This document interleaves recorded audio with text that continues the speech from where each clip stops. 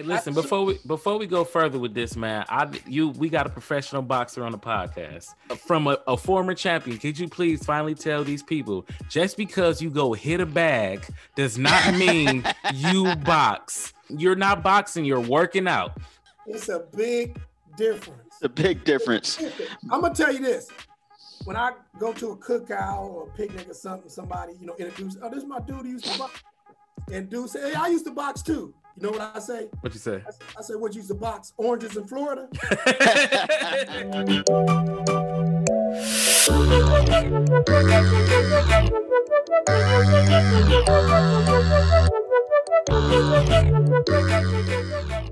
Darryl Mercer, man. What's up, man? What's going on? What's going on, Willie? Alex, how y'all feel? Yeah, man, I'm great. Hold on. Wait. Before we get started, Alex. Let's toast it up. Toast it up. Okay. Yes, sir. That's what's up. All right. So listen, we're going to start it off how we do every interview, man. Tell our viewers, man, who is Darryl Mercer? Darryl Mercer today is a born-again Christian. Didn't grow up traditional or anything of that nature. Ran the streets a little bit. Used to box. Always felt the calling of God, but was still doing my own thing. And then God had to sit me down via penitentiary, and I gave my life to him, and I never looked back. I tell people all the time, I came home on a Friday. I spent that with family. On a Saturday, my friends threw me a picnic at Garfield Park. And on Sunday, I was in the pulpit. I never looked back, bro. Wow. Okay, so go ahead, Alex. Go ahead. I was gonna say let's go back. Let's go back to the beginning of Darryl Mercer. You said that you used to box, which I have this giant list of accolades here. But no, just take us back to the beginning. How you grew up, where you grew up. How it all started for you. Okay. Let me tell you first how I came in the world, okay? And you guys are first hearing this. I might have told maybe one or two people in my life this. This is it. But I was born 1970. I'm a 70s baby. And my mother was just coming out of a marriage, maybe about 2 years before. My father was just coming out of marriage like 2 years before. So they met, they liked each other and everything. And then I'm conceived, right? But my mother and my father, they both didn't want any kids, Wow.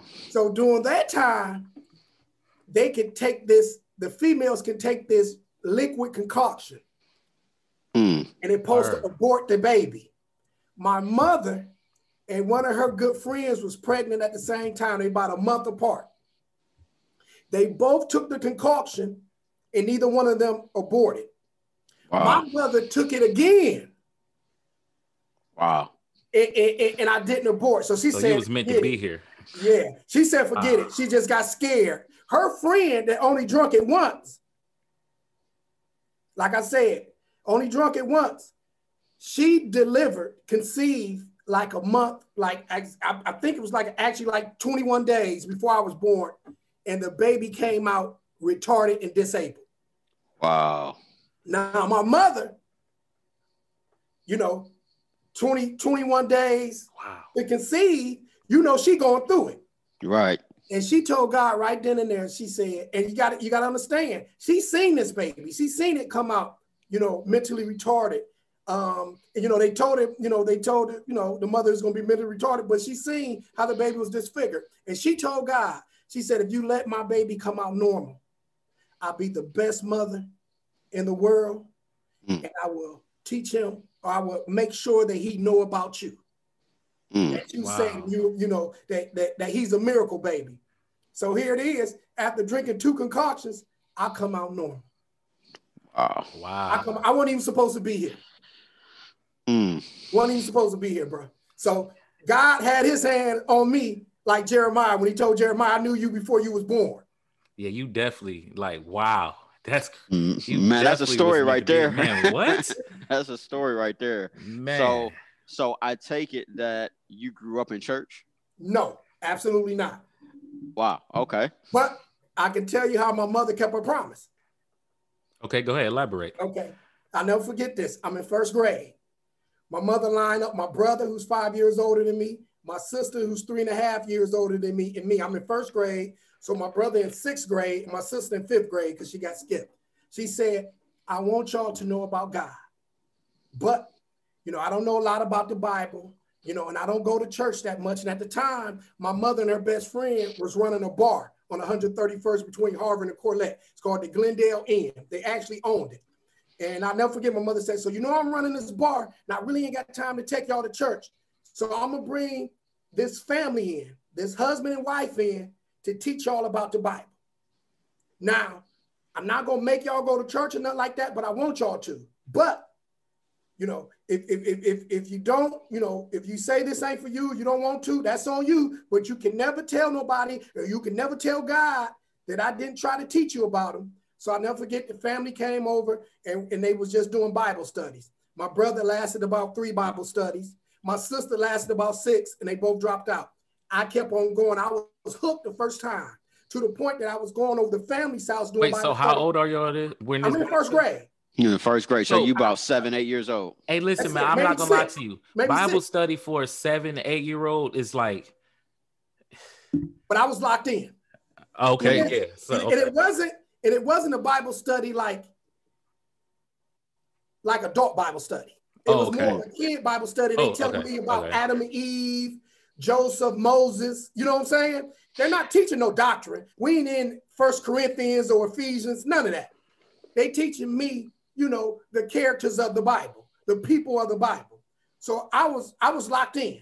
For some reason, I was locked in. And I'll never forget, my mother and my father used to wake up Sunday morning and help get me dressed. Remember, I'm in the first grade. The rest of my family sleeping, everybody's sleeping. And I remember this is what my father said to me one day. He said, you your own man, ain't you? I said, huh? He said, you your own man. I said, what that mean? He said, you don't know what that mean? I said, no. He said, your brother and your sister stopped going to Bible study. They didn't want to go to church. You kept on going to Bible study, you going to church. You have never done anything that your brother and sister didn't do. Whatever your brother and sister like, you like. Whatever they dislike, you dislike. But this is the first time you ever did something without them. You your own man. Wow. I didn't understand it then, but I will understand it later. And I've always been my own man in Christ. Man, that's funny. So I went to church from first grade all the way to 6th grade. And I was the only one in my house going to church, and I was the youngest one. Man. Wow. Man, it's funny. When I first started to learn about the Bible, it was just like you say, I was learning about the characters of the Bible. Yes. But my favorite, just because he seemed like he was a superhero, was David. You know what I mean? He seemed like a super. Like, man, this dude fight lions and bears and going to kill giants and all this stuff. Like, listen, man. Really? The funniest thing about David was I used to be like 6 in church, and I had a cousin named David, so I was still like really starting to get to understand. They would talk about David. I was like, man, cousin David, a trip, man. He doing all of that. This dude ain't no joke, man. Right. I am not gonna mess with him. So look, tell us. From church, first off, what area did you grow up in? I grew up in Warrensville Heights, and it was the suburbs then. It was the straight suburbs. I remember we had like about 6, white neighbors, on just on my street alone. Wow. Okay. And let me tell you this: the people who was teaching me the Bible and take me to church, they were white. Wow. Interesting. God, very, very interesting. Yes. Interesting. So you're in Warrensville Heights. Yes. Going to learn about the Bible, 6 years old. And then you said next part of the story, you're talking about you're in the street. So kind of walk us through from that version of Darryl Mercer as this 6, 7-year-old kid who's all about God to when you started running around. Well, I get to the 6th grade, and like any teenager blossom, I start smelling myself. So I stopped going to church because, remember, I never had to. I stopped going to church. I got the conviction of God. So you got to think, this is when hip hop is really exploding. So Okay. hip hop exploding, break dancing. You know, it's a lot of things to do. So I'm So are we in the early 80s now or something like that? Yes, we're in the early 80s now. Okay. We're in the early 80s now. We tiptoeing through the 80s and rap is just exploding. You know, I was a rapper, I was a DJ.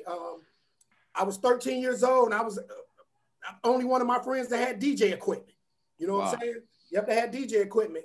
But now, so you was the man. Yeah, I was a rapper, DJ, had a studio in my room. So, but now, you know, now we drinking little 40s now because that's what the rapper's talking about. So we branching out a bit, drinking little 40s. My friends started smoking weed. I experimented with it a little bit, but it wasn't for me because it made me tired and paranoid. So I say, and hungry too. Exactly. Listen, man.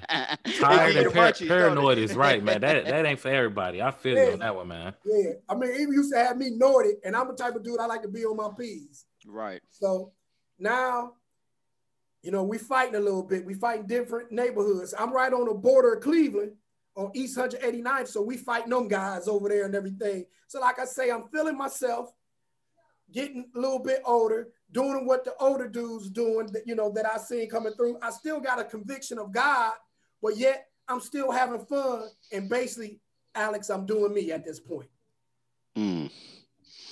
Okay. Okay. So from there, you got into boxing, or was that later? Well, we get to be a teenager to adult. And my first dream was to be a football player. I was all conference receiver in 1988 out of high school. I didn't get not one Division I offer. So I got mad and said I ain't going to college. I should have jumped on those Division IIs and IIIs, you know what I'm saying? But you know how you think you're better than what you really are? Right. So now I still want to be a rapper. I still want to be a DJ. I'm making my cassette tapes, sending them out to the different record labels. And right. Remember Michael Bivins had a record label with Motown? Mm-hmm. His secretary actually contacted me and told me that I could come there to audition. Whoa, wait. So we got to stay there for a minute. Hold on. So what happened with that story? Like, explain that to us. Well, what happened was back in my days, you'll make a demo cassette tape, you'll put it in an envelope, and you'll just send it to the record label. That's all. You get the address from back of the record label. So most of them thanks, no thanks. I actually get a call from a lady who said she was Michael Bivins' secretary.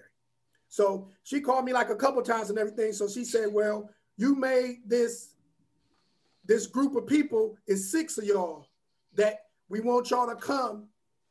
And I think his offices in Detroit, want y'all to come to Detroit and y'all gonna audition in front of Mike. And from there, he's gonna pick who he wants. Okay. But they weren't giving us no plane tickets, no nothing like that. So you gotta get there yourself. Exactly. So I was basically saying, my brother wanted to go. He was like my manager at the time. But I was basically saying, well, can't you just like my music? You got my music. You got my pictures. Well, no, he wanted to see you perform. And at the last minute, I just didn't go. But like I said, it wasn't no short shot deal or nothing. It was just come and audition. So is that a moment where you looked like now, like, man, did you have a moment where you was like, man, I should have just went? Of course. Later on in life, you say, man, I should have just rolled the dice. What could have happened? They could have told me no. They could have walked me to the door. Mm-hmm.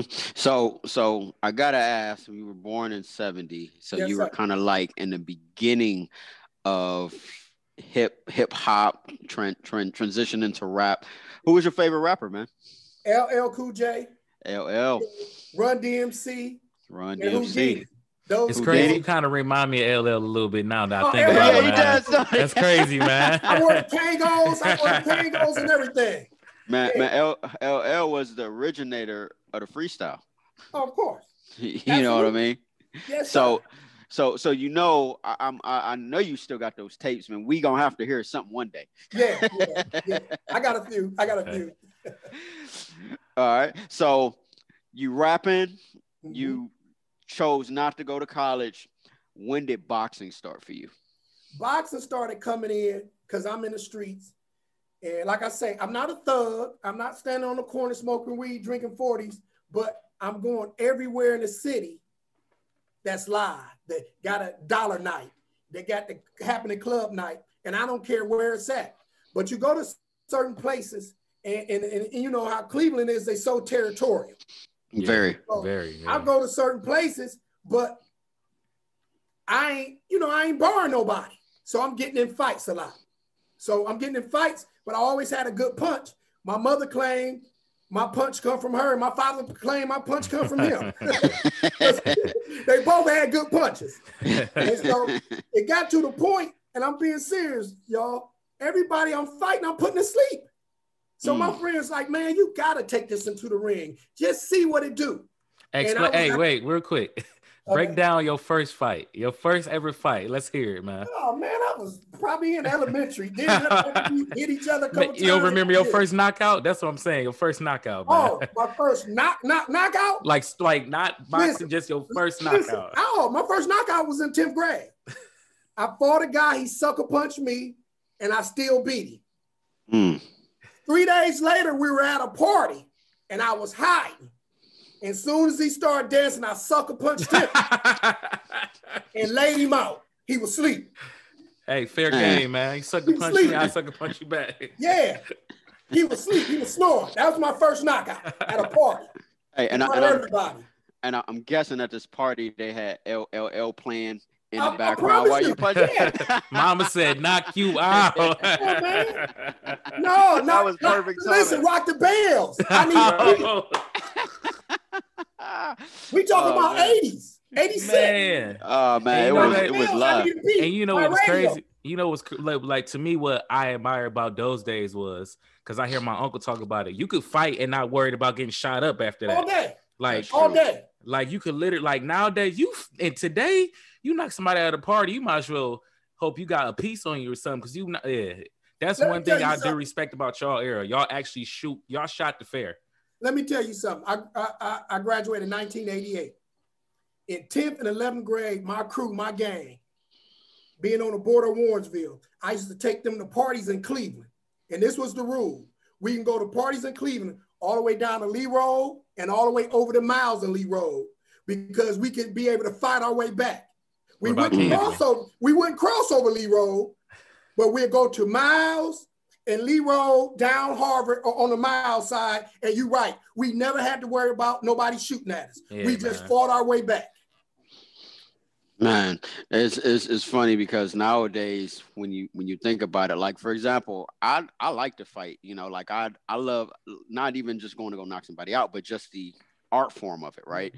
But it's like nowadays, man, you really can't imagine being in a world where if you put your hands on another man in the street that he probably not gonna pull something out and try to end you. It's like, man, why can't we just settle this like men? You know what I mean? Man, why can't we just? Man, my uncle would say, if your son got into a fight, it was just common to go to that house and say, hey, my son and your son got into a fight. They need to fit on the gloves. Yeah, like put the gloves on. Man, you go to somebody's house in 2010, man, hold on. All right, I'm gonna be right back. They gonna come back with something else for you, man. That's true. That is true. So you became a knockout artist, essentially. Right. And so when did the boxing training start? Listen, let me tell you how I started boxing. I started boxing for a guy named Donald Ray Williams. Okay. He was the leader of the Dynamite Devils, the biggest black street gang ever. I'm 23 years old, went to a club called Club 91 on 116. Right down the street from Corlett, actually right across from John Adams. Make a long story short, I get into it with the bouncer. We go outside, but when we go outside, it's a bunch of his dudes outside and they about to jump me. With one of my friends, they about to jump me. I know it's about to be over with. Me just being mad, knowing I'm about to get jumped, I'm just about to blurt something out to just make myself feel better before they put the boot to me. And I say, y'all better jump me, because if y'all don't, I can knock all y'all out heads up. Donald Ray Williams was there. And at the time, I knew his name, but I didn't know how he looked. But they were calling him KO because that's his nickname because he was a knockout artist in the street too. He's about 10 years older than me. He had a boxing gym at the time. So when he heard me say, I can knock all of y'all out heads up, he said, let me see if this guy can really fight. Because if he can, I'm going to let him box. So I see this short, cocky guy come through the crowd like, no, y'all ain't about to jump him. He said he can knock all y'all out. Make a long story short, I fought two dudes heads up. One I did knock out, but the other one I dropped. Man. He didn't let them jump me. I still don't know who he is.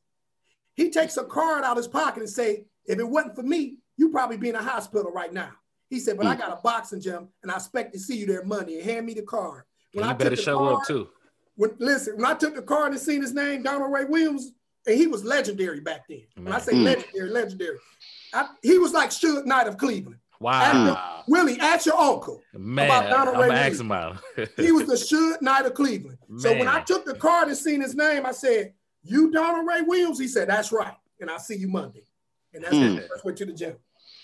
That's something, man. So I want to just divert for a second. So Cleveland had a lot of legendary boxers come out of it. That's true. Who were the main guys then? That came before me? Yeah. Oh, there's a few of them. Sanderline Williams. Okay.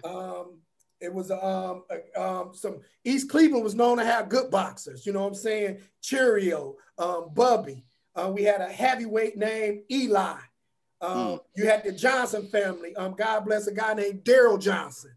He actually won a belt at heavyweight, and he was pro when I was amateur. Him and I used to spar. A guy named James Hurricane Walton. You know, so we had some good boxers, you know, come out of Cleveland. Oh, I almost forgot Sugar K. He was a national 2-time champion. I actually went to his inductee when he got inducted to the Ohio Boxing Hall of Fame 2.5 years ago. He personally invited me. So yeah, Cleveland had some good. Like when we go to national championships, and when all the fighters from all around the nation is there at one particular national championship, people know Cleveland fighters. We coming to fight.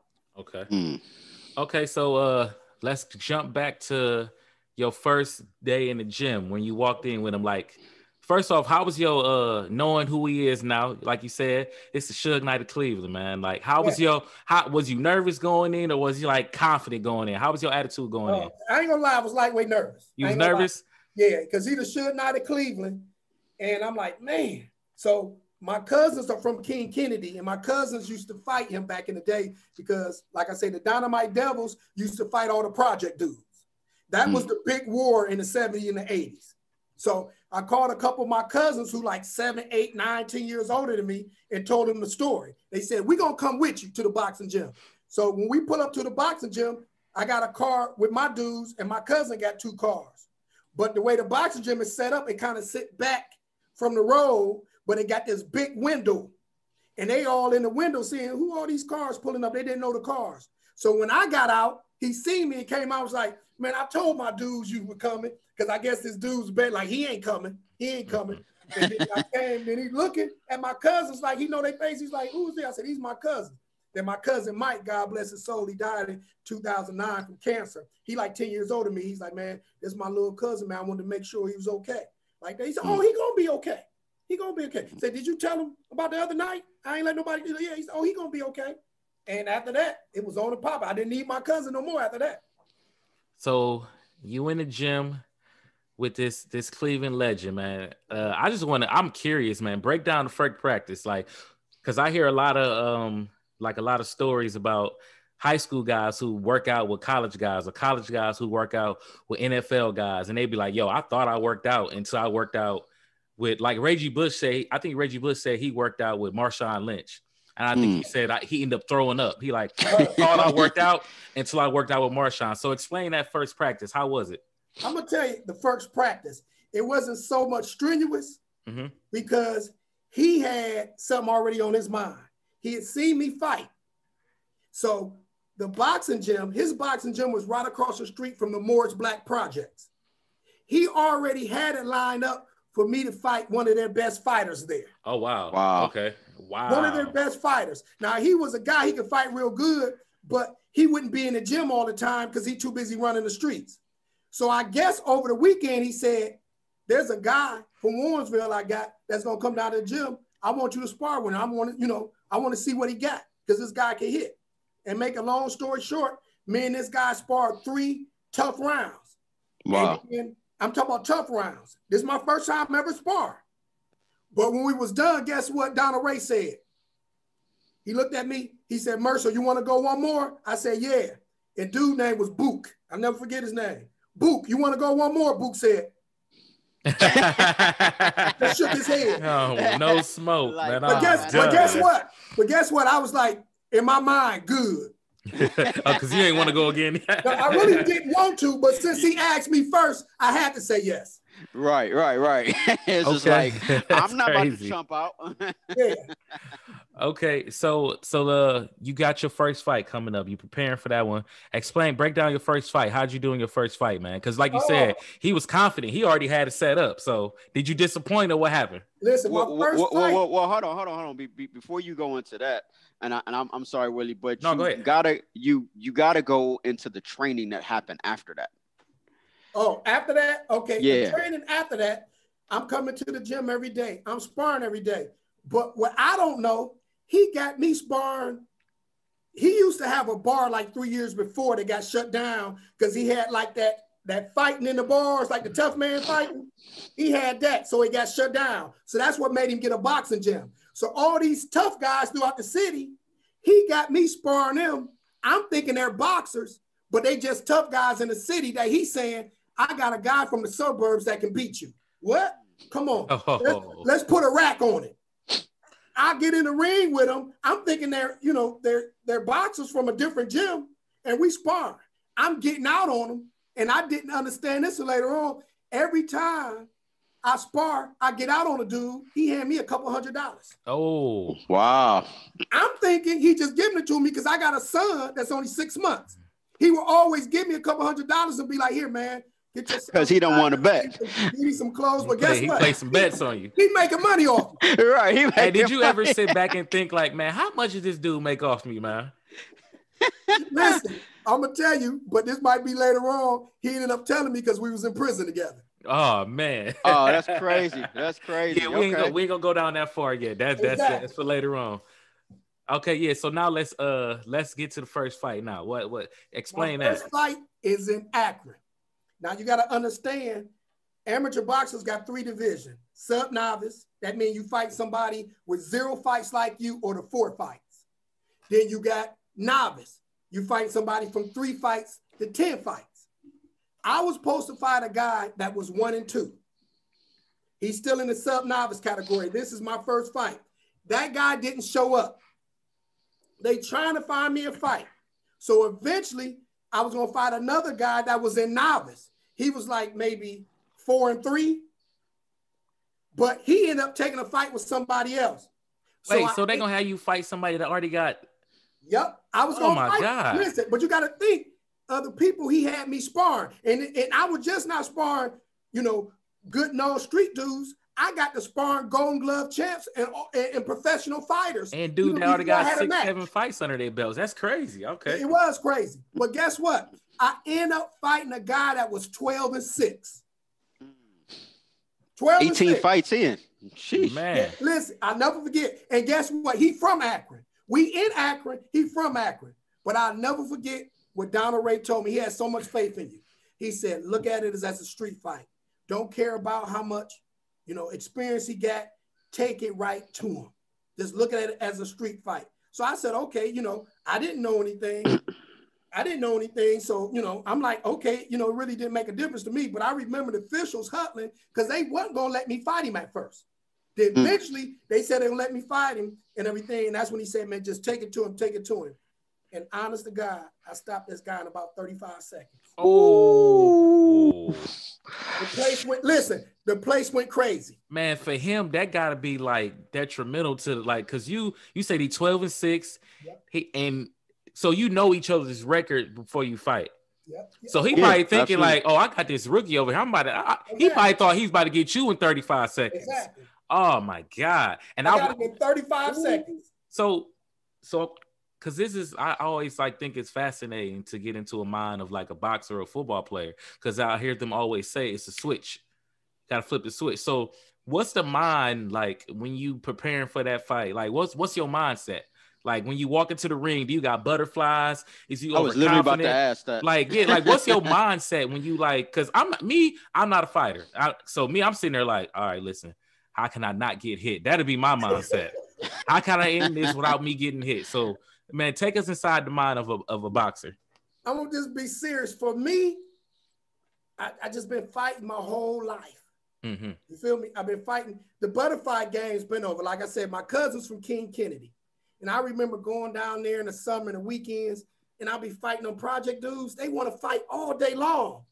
I'm from Warrensville. We fight one time, we hit each other a few times, then we back playing. Man, they want to fight before free lunch, after free lunch. You know what I'm saying? And I Did y'all slap box back then? Did y'all slap box? Did y'all slap box? Yeah, we did all that. Okay. But, the project dudes, they was rugged. And I remember fighting this boy. Man, we fought about 3 times the whole weekend. And they knocked on the door again. And I remember my aunt coming to you, be like, you better go out there and whoop him this time good.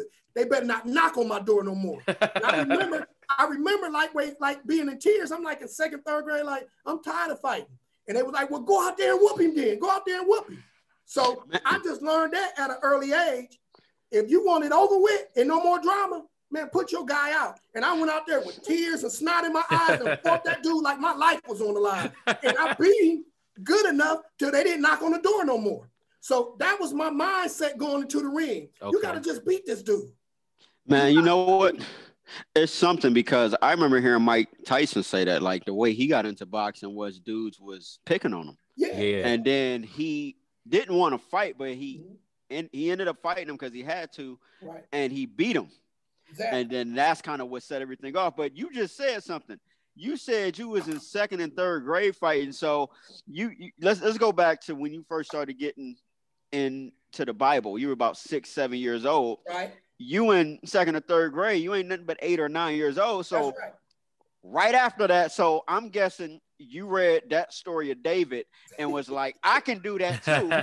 And so you went out and started fighting. No, hey, where's my Goliath at? The only thing difference with that is being in 2nd, 3rd grade, I'm in the Bible. And that's coming in handy when I'm in the suburbs. But on the weekends and in summers, when I go down to King Kenny in the projects with my cousins, them dudes don't care nothing about the Bible. No, not at all. So that's the difference. Okay. Man. So listen, man, because you got something, Alex, because I want to jump ahead to like his later years now, like not like in the middle to where he started like really getting into fighting though. But I don't want to go there unless you got something else. Well, I just want to know, after that first fight, right?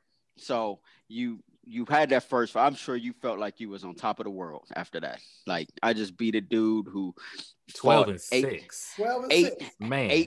18 fights in the first round, first of all. You know what I mean? So I just want to know, how did things transpire from there? Because I'm sure he wanted to book fights immediately after that. Oh, absolutely. And I was, and I just got to fighting. And what happened was, I'm knocking everybody out. So I entered the U.S. Amateur Championship. There are 2 main championships in amateur boxing: is U.S. Amateur Championship and Golden Gloves. I enter the U.S. Amateur Championship with only 4 fights. Wow. The defending champion is about to get a bye. When I was fighting, there was no such thing as a bye. But he was so feared, didn't nobody want to fight him. My trainer said, we'll fight him. So first thing they said, well, he ain't got 5 fights. He at least need 5 fights to enter the tournament. Another trainer came. His name was Henry Russell, God bless his soul. He ended up dying in a construction accident. He said, I'll let him fight one of my fighters so he can have the 5 fights. He took me to the side and said, I'm going to let my guy fight you, but Mercer, don't knock him out. Really? Yep, I promise you. Before God, he said, don't knock him out, but I'm going to let you fight him so you can have the 5 fights. Me and this guy fight. I did knock him out. I beat him, and I fought for the championship the next day against a defending champion, and I beat him. That's the only time in Ohio. When I came back from prison, one of the, he's like a chairman of Ohio boxing. And when he seen me at a fight, he said, Mercer, how long you been home? I said, I just been home for a few months. He said, we were just talking about you about 6 months ago to me. And I said, what's that? He said, you got a record in Ohio that'll never be broken. I said, what's that? He said, you won a championship with 5 fights and you beat the defending champion. Because you got to understand, with 5 fights, I'm still technically called what they call a novice because I got less than 10 fights. The average Golden Glove fighter don't even enter a tournament like that until he got at least 25 fights. Wow, man. That's crazy. That's crazy. So you was a born fighter. You were born to knock people out. Hey, what dude said, man, this dude was born to end lives. Man, so this is what I want to know, man. Why you fighting and winning these titles? How is it back at the hood? Like back at home? Like I know you the man. Like you a legend now. Man, what you talking about a hood legend? What? Listen, I was a lightweight legend, man, before I started boxing. Because you was already knocking people out. Exactly. But now I'm in the newspaper. Man, how was it after the 35-second fight? That's what I want to know. Because I know that got around real quick, man. 12-6 and you get KO'd in 35 seconds? I had it on VCR tape. Oh, man. I had all the fights on VCR tape. So I got to see these. Man, what? The friends who don't come are sending on the VCR. The VCR is being passed around like a hot mixtape. Right. And you know what? That's what I was gonna ask. Who all of your boys and your family came to that first fight? Oh, that first fight, I had at least about 12. Oh, was Mom and Pops there? In Akron. No, Mom and Pops wasn't at the first one. Okay. Not at the first one. So how was it though when you told Pops about your first knockout? Oh, he was proud. And then I put in the VCR tape and showed him. He said, "Woo." Okay, listen, man. I got some stuff here, man, that I wanna share. Hold on, Alex. Keep talking to him. I'm gonna set it up though, real quick. Okay, all right. So you setting these records. So let's go back, right? Because we touched on it before. When you fought that first fight, not the first fight, when you was sparring with these dudes, your boy was making money off of you. So did he end up becoming your promoter, or was he just your trainer? No, he was just really, to be truthful, my trainer and promoter. Okay. And what was it looking like for you on the pay side? You fighting all these fights. You got to understand, amateur, you don't get paid. You don't get paid, okay. It's like college basketball, you don't get paid. Got you. But he was always making money up under the table because he's a street dude. So right. Even after the fights, I wasn't getting paid by the officials, but he was always sliding me $200-$300. Got you. Because here I am with 2 fights, and I'm fighting somebody with 30 fights. So people would jump on that. Right, of course. Now, what were you doing professionally at that time? Because $200-$300 a pop, you in your mid 20s ish, kind of. That's not paying all the bills. So what were you doing? I should say, because I know you were taking boxing. That was like your goal to become a professional boxer. So what in fact were you doing on the side? Right about mid 20s, I was a manager at a BP Mini Mart out in Solon and Syme Center. Aurora and Syme Center. Yep. Interesting. And then from there, about 27, I worked out at Verizon Wireless. Actually, they were called Air Touch Cellular first. I remember them. Yep. And then they merged and made Verizon Wireless, and I worked out in the office on Rockside and Independence. So I always had a good job too. Okay. And then when did you actually turn professional? I turned professional 1999, but I still worked.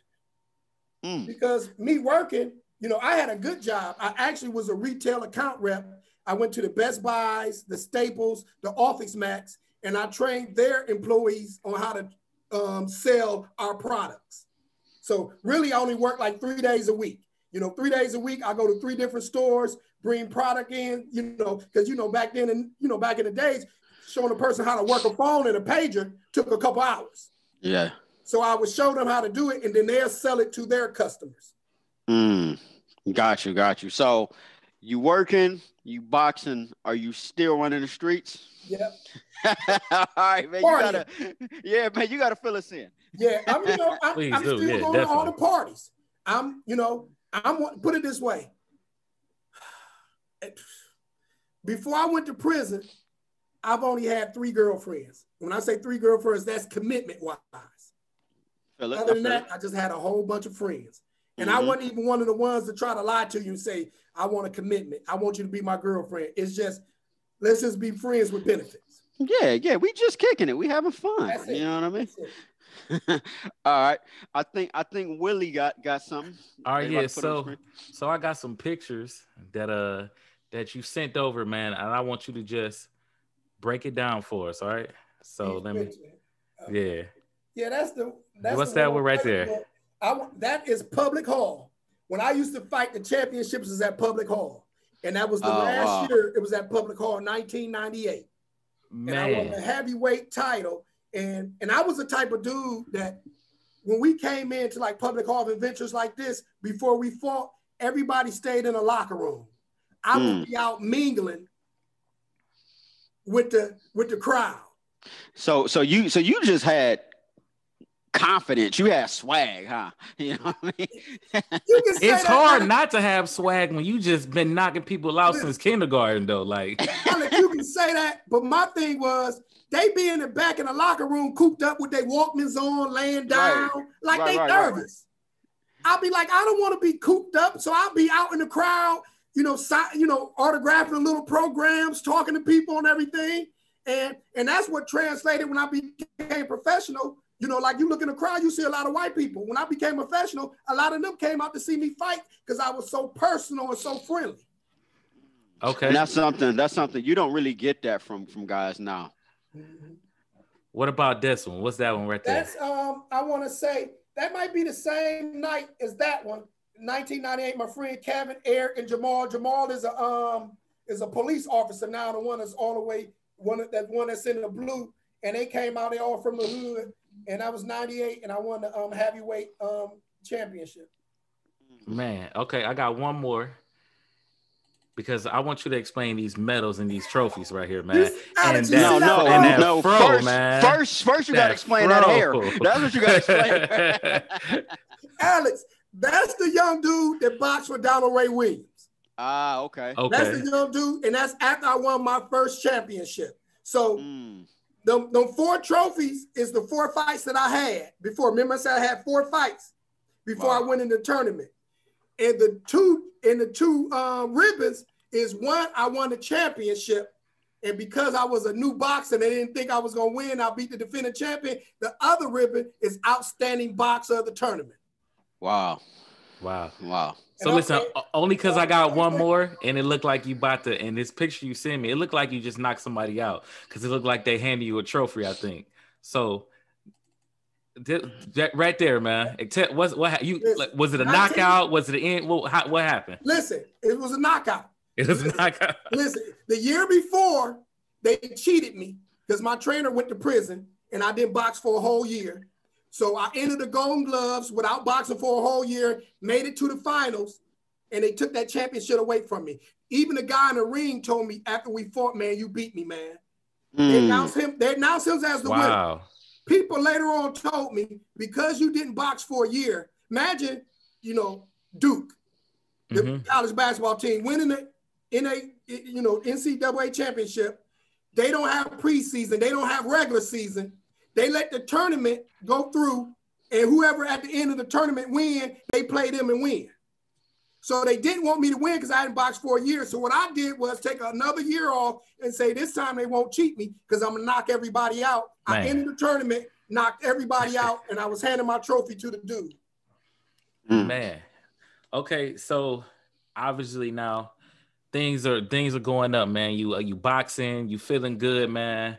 You on top of the world, man.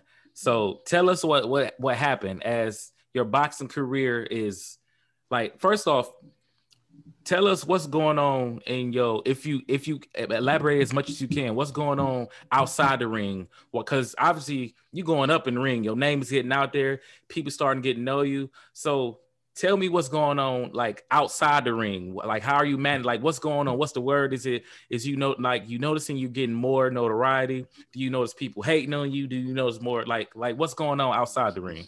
Don't get me wrong. I got love. Everybody know who I am. My face has been in the paper 4 times. My name has been in the paper over 30 times.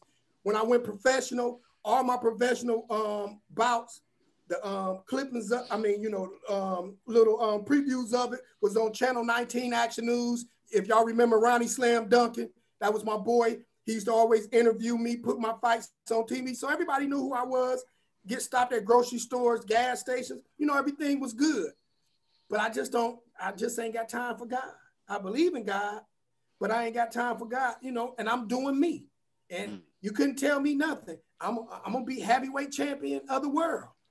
That's what I wanted to get into, because obviously I feel like we say we want to stay humble, but it's kind of hard. You have to be mindful.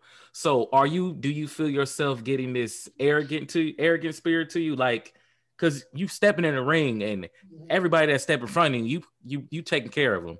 So is your mindset, is you getting like a little arrogant? Do you feel like you got arrogant a little bit, or how's your mindset then?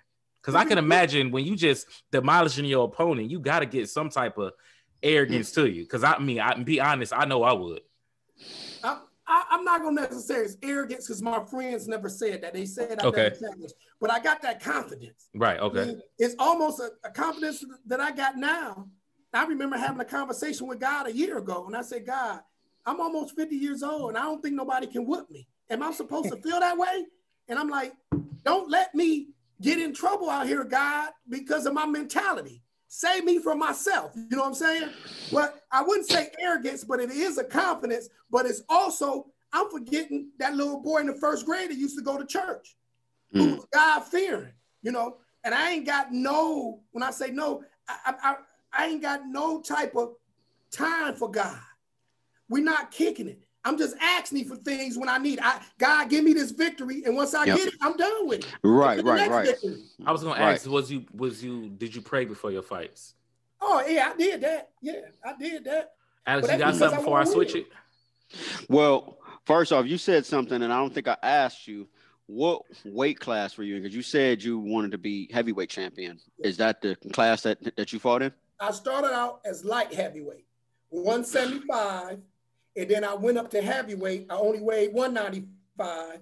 And then when I turned professional, I took maybe 8 months off, started hitting the weights real hard, and gained another 15 pounds. I got up to 210. So, Willie, I don't know if you understand how significant that is, but this dude is knocking people out as a heavyweight. That is somebody you don't want to mess. Look, man, heavyweight. So, I mean, I'm sure you're familiar with Tyson Fury, Wilder, and them dudes are what you call true heavyweights, right? Man. True heavyweights. I think Wilder 6'7", Fury 6'9". There's some big boy, like some monsters. That's one hit from them, man. You might not wake up. If you a regular dude, you know what I'm saying? As a boxer, they train for that. But I didn't realize that, man. You knocking people out as a heavyweight. Wow, that is insane, man. So you said you prayed, and trust me, I've been there, where it's like, God, I'm only gonna check in with you when I need something. Usually with me, when I wasn't praying, it was in the case of an emergency. Like, God, look out for your boy. You know what I mean? Like, God, you want why something? me? Yeah. Don't do me like this. And then God checked in with me one day. He was like, man, look. He said, yeah, I can do it, but I mean, you get upset when people ask you for stuff and they don't call you, but you think it's okay when you call me only when you need something, right? So no, I feel that. So you turned professional. How many fights did you have? Only had 2 before I went to prison. Okay. Now walk us through that, because I bet you feeling like life is just about to hand you lemonade before you got lemons. Oh, absolutely. I got a promoter. His name is Tom Baca. He was out of Detroit. He loved me. He said he'd been watching me since he was an amateur. When you first start off as a professional, you only go on 4 rounds. So you're not the main event. But if I would show y'all the posters, I should have sent you a poster, Willie. But if I would show y'all the posters, I'm right in the middle, like I'm the main event. I'm the big draw, because everybody come to see me. I'm not the headline. I'm not the headline because I'm only going 4 rounds. The person who's going 10 rounds is the headline, but I'm the name that's drawing everybody in. And my picture is right. So you the last fight? No, I'm not the last fight. I can't, because I'm only 4 fights. Okay. You know what I'm saying? But listen, I will tell you this. 70% of the people that's there, they there to see Mercer. There to see you. Okay. They there to see Mercer. And that's no doubt. So and it was good. It was downtown. It was called the Armory. It fit about like 5,000 people. We packed that joker out and everything, and it was a good time. And like I say, they always showed my I'll be the only one. They always show my previews on the news. So here's a question. So this is what, mid 90-ish, kind of late 90s. 99. Okay. So did you begin to attract the attention of like professional boxers with names, or somebody like a Don King or somebody, you know what I mean? Like did you ever like come in the vicinity of those guys who had been in the game? And because I know your name was getting out there. So did you ever start to attract like those guys who could really take you to that next level, even though you only had 2 professional fights? When I was an amateur, my father gave a tape to Don King. My father was real cool with one of Don King's cousins. My father lived in Orwell, Ohio, which is in Ashtabula, and his house was less than a mile away from Don King's boxing camp. Mm-hmm. So he gave the tape to his good friend, that was Don King's cousin. Don King's cousin gave the tape to Don King.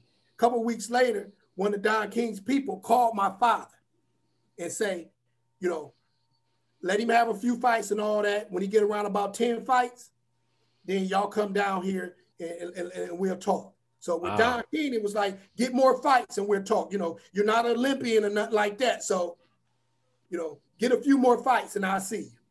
Man, you know what's so, and I'm going to say this and then I'm going to pass the mic. What's so interesting about this is you in like your late 20s, right? Yes. So most boxers start when they're like 10, 10, 12 years old. Yes. And then by the time they're like 17, 18, they actually go from amateur to pro. Mm-hmm. That's true. And so by the time they're in their early 20s, they got 10 fights up underneath their belt. So by the time they're close to 30, they're known. You started later and you was slaying. that's putting them down. Rare, man. Yeah, that's rare. Okay, so you 2-0. You said 2-0 with 2 KOs, right? 2 KOs. Okay, so Wilder. Pretty much, man. So it comes a point in your life where your life take a turn, right? Mm-hmm. So explain that to us. Like explain that moment to where, because one thing about AA podcast, we always talk about mental health, definitely with men. Mm-hmm. So explain to us the moment that boxing was taken away from you, because you on the scale, you going up. So explain to us the moment it got taken away from you, like as much as you can. Well, I should have seen it coming, because when God is going to, you know, turn your life upside down, that's what it's going to be. Now, I'm about maybe a year and a half before I go to prison. I meet a guy at a weightlifting gym, and I didn't even know he was a pastor. Somebody else told me. I go to him. I said, "You a pastor?" He's like, "Yeah." I said, "Why didn't you tell me?" He said, "Well, you know, I don't want nobody to feel uncomfortable around me." So I said, "Okay." Me and my workout crew, I said, "Man, let's go to John's church. It's on 82nd in Woodland." So we go to church, and just like my brothers and sisters, everybody drop off one after another. I keep on going to the church. And I remember God telling me in my spirit, I ain't going to church, I ain't reading my Bible, nothing. But I remember God telling my spirit, this is the last person I'm going to send in your life before I turn it upside down. Wow. So I'm going to church, but guess what? But my lifestyle ain't changed. So if people can, you know, they can attest to that. Yeah, I was going to church, but I'm still doing what I want to do. I'm okay, God, I'm waking up. I'm going to church 2-3 times out the month. God, get off my back. That was my attitude. You know what I'm saying? Okay. So I'm thinking, me and God, okay, because at least I'm going to church no less than twice a month. And my famous temper got the best of me one day. My famous temper got the best of me one day. And like I say, I'll talk to y'all guys privately, you know what I'm saying, out of respect for certain people. I'm not going to go into detail and everything. But, you know, my case was silly. It was a fluke. I really shouldn't have went to prison. But I know it was just, I mean, I look back now, it was God really getting my attention. I was going to ask you that. Yeah. Did you feel like that was God saying, I need to get your attention? So, okay. So let's jump there. you in prison. How, first off, man, I could never, the life, like, because I want you to explain. I really wanted to ask you this, like, how is life? Like, how do you adapt to life inside? Like, because I couldn't do it. So, like, what was it like? Like, how did you wrap your mind around it? Like, I know people didn't try you because obviously you was already known from the streets. So I can imagine you went in there.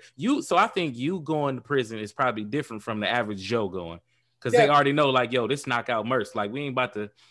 Knockout Merce. I like that. Ain't about to mess with him. So explain to the viewers, like, prison life. Like, how did you and then go into how did you really, like, start building your relationship with God while you were in there? Okay. Well, going into prison, I got to tell you how I built my relationship with God too, because it all happened at the same time.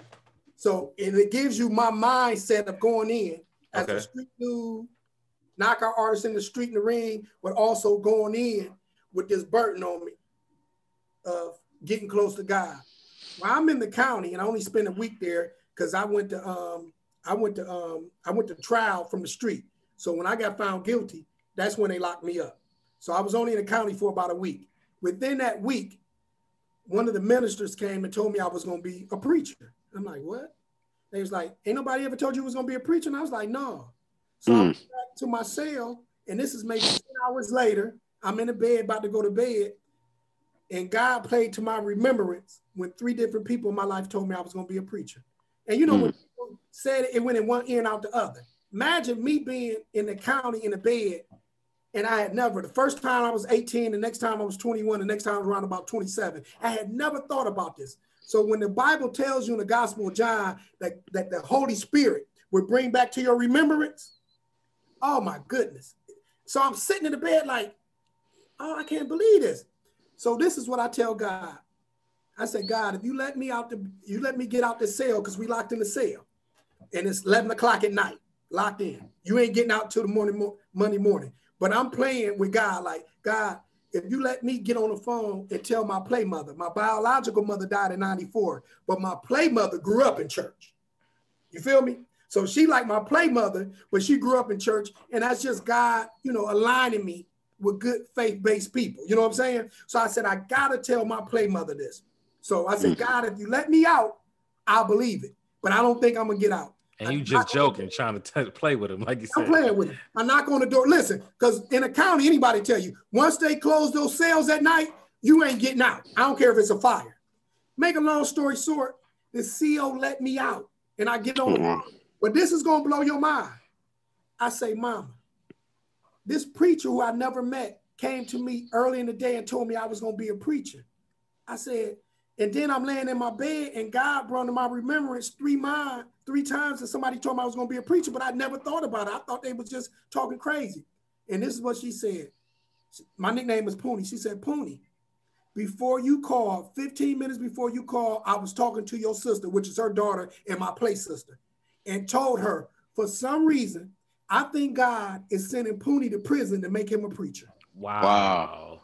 So while I was in my bed, and God was bringing us back to my remembrance, at the same time, he was telling my play mother.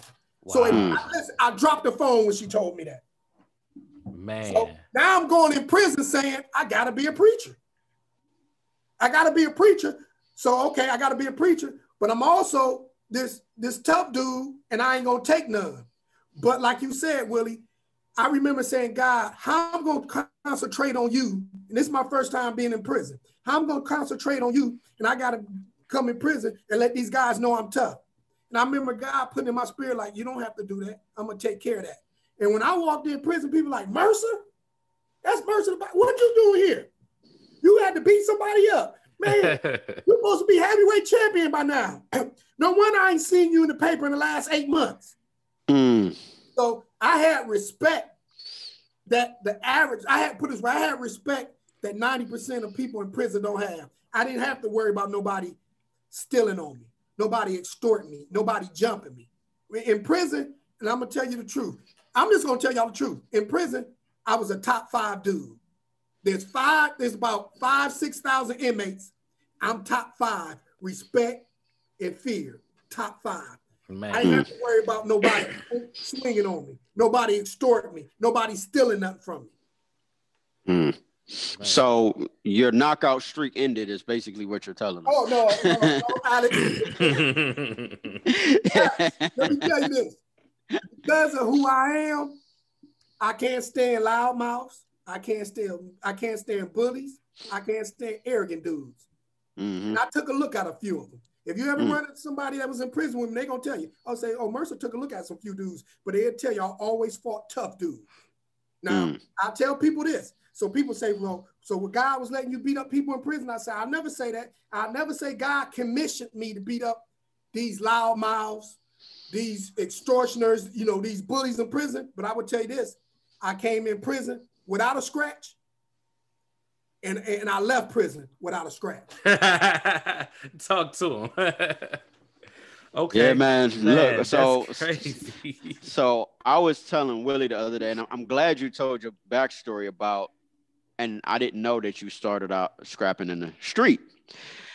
I wanted you to explain the difference between a trained fighter and just a regular street fighter, because once you get some training underneath your belt, you can go anywhere. And that dude he may be the best street fighter ever, but you match him up against somebody with some training who's perfected his skill. I want you to kind of explain that. You know what I mean? Okay, that's why, you know, I always had that attitude, like, can't nobody beat me. I really think if you lock me in a room with any man, I'm gonna beat him. Lock me in a room with him, I'm gonna be victorious. I actually believe that because, first of all, with a trained fighter and a street fighter only got about 30 seconds worth of wind. That's it. A trained fighter, he can fight all day long. So once that street fighter come out and throwing all them heavy shots, that's all he throwing up, heavy shots. He ain't trying to set nothing up. 30, 35 seconds, he gonna need an oxygen mask.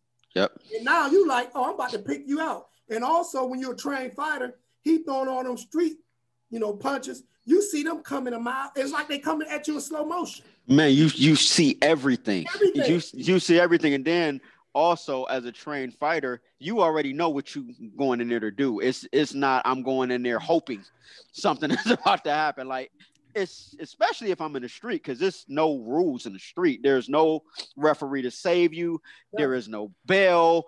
And if I want to, I can end you and nobody's gonna stop me. But yeah, I just wanted you to explain that, because, you know, dudes, they go on the inside thinking that they tough, but they come up against a dude that's trained, they get toe up. All the time. They get toe up. I seen it happen all the time. Man, oh man. Hey, listen, before we go further with this, man, we got a professional boxer on the podcast. I want you to the disclaimer right now, because I be hearing dudes that, man, I used to box, I box. Could you please, from a former champion, could you please finally tell these people, just because you go hit a bag does not mean you box. Oh, please. Merce, could you please clear the air and tell these people, just because you're not boxing, you're working out. Please tell them. It's a big difference. A big difference. I'm going to tell you this. When I go to a cookout or a picnic or something, somebody, you know, introduce, oh, this is my dude who used to box. And dude say, hey, I used to box too. You know what I say? What you say? I say, what, you used to box oranges in Florida? He'd be like, what you mean? I say, because I'm a 3-time Golden Glove champion, 3-time U.S. amateur champion, 3-time Black Expo, 1-time cross interstate champion. That's what type of boxing I did. Now, what type of boxing you do? Oh no, I was just going in the gym, you know, working out. You know. So once you run it down, but they're quick to say, because they went in the gym, they might even got in the ring and sparred one time. Yeah, I used to box, I used to box too. But I used to have to tell them what type of boxing you used to box, because I got championships. And I'm going to tell y'all a quick story. It was a dude in prison before I got there, had everybody fooled that he was a 2-time Golden Glove champion. Just lying. He had 2 gloves tattooed on his forearm, or like his wrist, 2 gloves. So when they told me about it, I go up to him, I just say his first name, Sean. Say, Sean used to box? I look at him, I know he never used to box. He's like, yeah, 2-time Golden Glove champion. I said, for real? I said, okay. I brought him to my room. I'm only in prison maybe like a week. I bring him to my room, made him look on the wall, see my different articles I hung up. I said, dude, then I locked my door on me. Listen, part my French, but they used to call that hell in a cell when you lock the door. Because once the door is locked, the only way to get back open is the CO got to come and unlock it. Oh, man. So they called that hell in a cell. So when I locked the door on him, I said, where you used to box at? Guess what he said? The same gym I used to box at, because he stayed across the street from the gym in the Morris Black Projects. So I said, dude, you never boxed. Now, long story short, I said, you got a week to take them 2 tattoos off your wrist. I said, I'm coming to see you. In a week, them tattoos was gone. Oh, man. That boss. I'm the only Golden Glove champion in this joint. That's it. Man. Hey, Reality check. Gonna be a good one, Alex. I told you, man. Reality check. No, man, it's something, because when I first met you, I could tell you as a fighter. Now, I've trained as a fighter. I didn't train in boxing, but I trained for the past couple years in martial arts. But it's always an aura about somebody you can tell there was a fighter. So when we was at Golden Corral, and he came out and Johnny introduced me to you, I was like, oh yeah, dude, a fighter, I can tell. but it's funny because, like, one of my best friends, he had just came home from doing like 7-8 years when I first, because it's always a calm and peaceful type of aura fighters have about themselves, where it's like you said, it's that confidence. Nowadays we refer to it as swag, but it's really just this. And the one thing about most fighters that I notice outside of their sport, they don't want to have to go around fighting people. That's not something that they actually want to do for most of them. And especially if you're a professional fighter, you definitely don't want to be in the street fighting, because that can mess up your career. you know what I'm saying? So it's like, after a while, and this is why I bring up training. Once you've been trained, your mindset is totally different. You're not out trying to knock everybody out. Only when you get in the ring, or if you in MMA, when you get in a cage. Other than that, I got a life.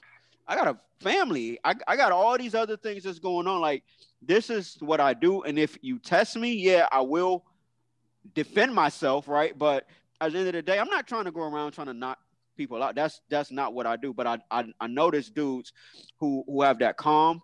They usually turn out to be fighters, and if you try them, they'll let you know who they are. Yeah, that's true.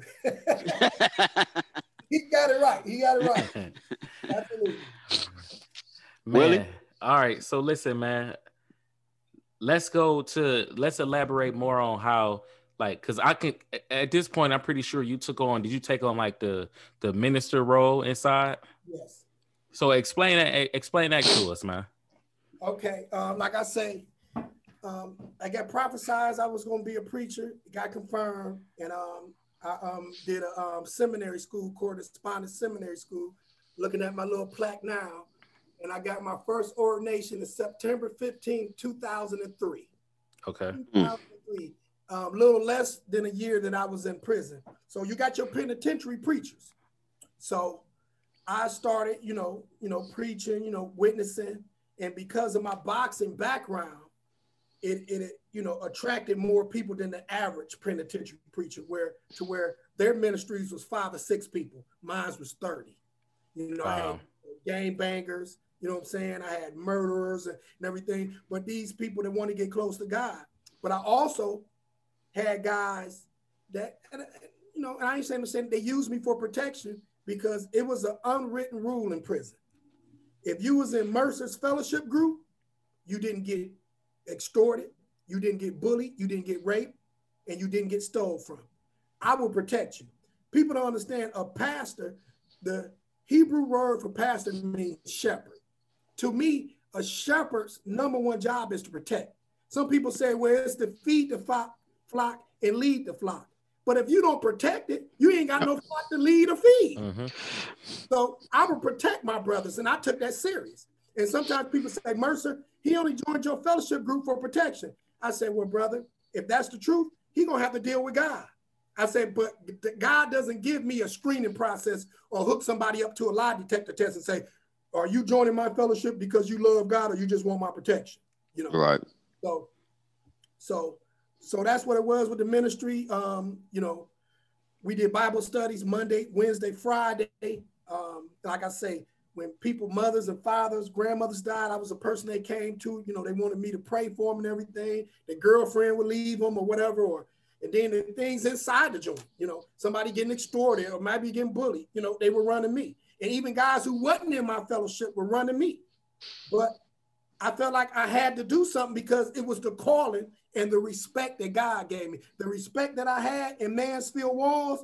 And at this time, we talking about the 2000, Mansfield Walls was pretty much undisputably known as the toughest prison in Ohio. Yo, listen, man, like for the viewers that's watching this, yo, so I used to do prison ministry with Merce. We did a few prison ministries, and I think we went to the one on 30th, and we went to the one Grafton. I think we went to Grafton, right? And Mercer would always tell me, wait to go to Mansfield. He used to joke like, you're going to be all up under me when we go to Mansfield. Watch. He like, that's a real prison. So I ain't going to lie. Of course, I'm like, man, whatever. I ain't scared. But Merce, this is the first time I'm telling you this. Listen, in the back of my head, I was like, man, do I really want to go to Mansfield with him, man? Like, I know Merce ain't going to let nothing happen to me, but like Mansfield, like, do I really want to go there? So like Mansfield, that's like a real prison. But it's crazy to say that you was meant to be there, but I kind of feel like, because you said the average preacher would have 13 or whatever, you would have 30. Wow. It's more, I think with you, it was more of relatable. Because what I found now, like definitely now these days, it's hard to be up under somebody that really can't relate to you or really don't understand you.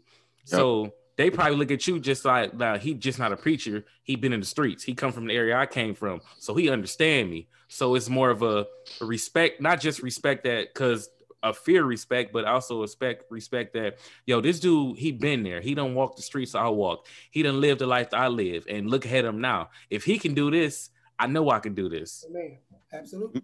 Man, you know what? It's funny you say that, and we talk about David, and you talk about pastor means shepherd, because David was a shepherd at first, but David was also a killer.